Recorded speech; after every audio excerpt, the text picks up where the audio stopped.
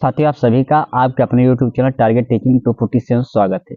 साथियों, जैसा आप सभी को पता है कि बीपीएससी टीआरई 4.0 जो जिसका एग्जाम लगभग संभावित जो महीना है कि अप्रैल में होने वाला है और समय बहुत कम बचता है, 90 दिन बचता है।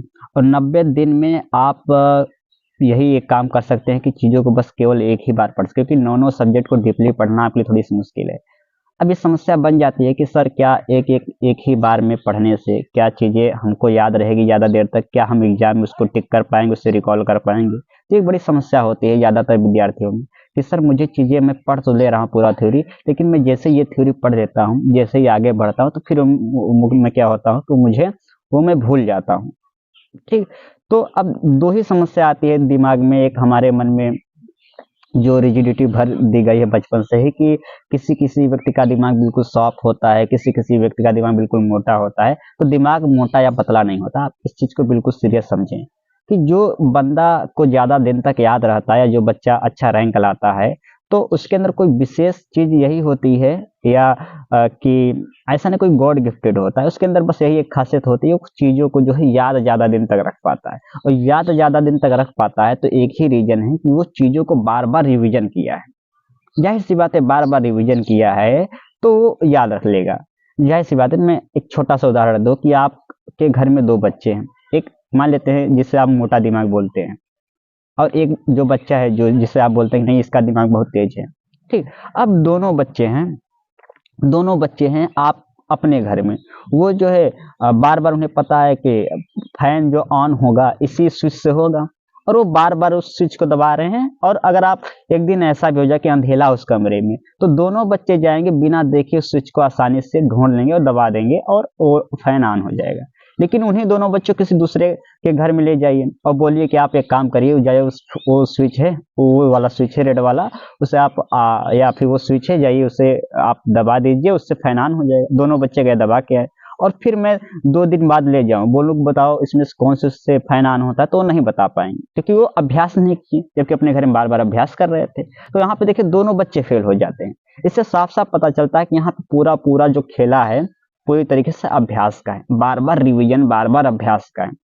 तो आप कुल मिला के एक ही तरीका है, आप चाहते हैं कि मैं ज्यादा दिन तक याद करूं, ज्यादा देर तक याद रखे रहूं चीजों को, नोट्स को अपने ज्यादा समय तक याद रखे रहूं, तो एक ही तरीका है कि उसे आप रिवीजन करें। लेकिन रिवीजन करने का एक तरीका होता है, जैसे मैं बता रहा हूँ कि जैसे मान लेते हैं आपको क्या कहते हैं कि 60 मिनट पढ़ना है, 1 घंटा पढ़ना है हिंदी, मुझे 1 घंटा पढ़ना है।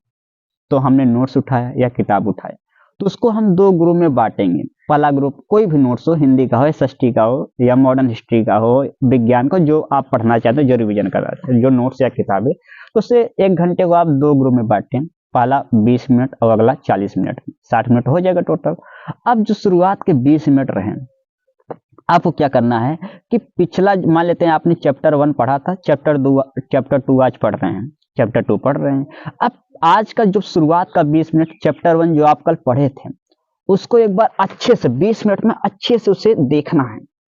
और देखने के लिए कि सरसरी नजर से नहीं देखना है, अच्छे से जो डाटा हो, मान लेते हैं तटीय लंबाई है, पड़ोसी देश हैं, ये सभी चीजें हैं, वर्णमाला कितने प्रकार के होते हैं, उसके डिफिनेशन एक बार अच्छे से हाथों से बिल्कुल ऐसे करते करते 20 मिनट अच्छे से आपको याद करना है। शुरुआत में हो सके अगर 20 से 30 मिनट भी लग जाए तो आपको 30 मिनट देना है, बिना उसे याद किए आगे नहीं बढ़ना है। और उसके बाद जो अगला शेष समय बचता है, शुरुआत में थोड़ी प्रॉब्लम होगी, मान लीजिए शेष 30 मिनट बचा तो 30 मिनट में अगला वाला चैप्टर का फ्रेश वाला हमको चैप्टर तैयार करना है, ऐसे करना है। फिर अगले दिन जाना है और फिर ये चैप्टर 1 चैप्टर 2 का, क्योंकि चैप्टर 1 लगभग आपका लगभग तैयार हो चुका है तो उसमें बहुत कम समय लगेगा, मुश्किल से 5 से 10 मिनट लगेगा। और बाकी ये 20-25 मिनट फिर इसको तैयार करिए चैप्टर 2 को जो कल पढ़े थे, क्योंकि ये भी आप एक ही दिन हुआ था, और इसको भी फिर तैयार करिए। इस तरीके से चैप्टर 3 पे जाइए तो चैप्टर 1 2, चैप्टर 4 पे जाइए तो चैप्टर 1 2 3 4, चैप्टर 5 पे जाइए चैप्टर 1 2 3 4 5। जब चैप्टर 7 तक आप पहुंचेंगे तो आप देखेंगे कि ये जो चैप्टर 1 से लेकर 6 तक है आप इसको कम से कम 6 बार रिवीजन कर चुके होंगे। कितनी बार? 6 बार। और कोई भी डाटा अगर आप 6 बार पढ़े हैं, बिल्कुल ध्यान को 6 से 7 बार रिवीजन किए हैं, तो यकीन मानिए आप कभी एग्जाम हॉल में भी नहीं भूलेंगे, क्योंकि एग्जाम हम लोग वैसे भी ऑप्शन देता है तो भूलने का चांस बिल्कुल खत्म हो जाता है। ये आप फंडा रखिए। फिर चैप्टर 7 से फिर एक फ्रेश रिवीजन करिए। फिर चैप्टर 8 पे आप जाइएगा तो चैप्टर केवल 7 को रिवीजन करिएगा। चैप्टर 9 पे जाइए तो चैप्टर जो है क्या कहते हैं 7 और 8 को, चैप्टर 10 पे जो 7, 8, 9 को पढ़िए। इस तरीके से आपको आगे बढ़ाना और फिर अगले 7 दिन तक ऐसे पढ़ना है। और ये चैप्टर 7 से लेकर चैप्टर क्या कहते हैं 14 तक आपको फिर उससे 7 बार रिवीजन आप कर चुके होंगे। ये आपका एक ट्रिक होता है कि आप कोई चीज 7 बार रिवीजन कर लिए वो भूलेगा नहीं। तो ये तरीका होता है, बेस्ट तरीका होता है। तो ये करिए, ठीक। तो यकीन मानिए अगर आप ऐसे पढ़ेंगे तो आप भूलेंगे नहीं, ये सबसे बेस्ट तरीका होता है। साथ में यही चीज रखिए कि याद करने के लिए दूसरी सबसे जरूरी बात हो कि आप खुद को खुश और शांत रखने की कोशिश करिए। खुद को खुश और शांत समझिए इस चीज को।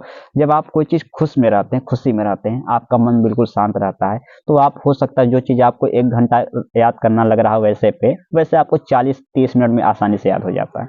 और यदि आपका मन तनाव में है, मन कहीं और है, तो उसी चीज को याद करने में आपको 1 घंटा लग जाता है। तो सबसे जरूरी होता है खुद को खुश रखें और तनाव से मुक्त करें। कैसे रखेंगे?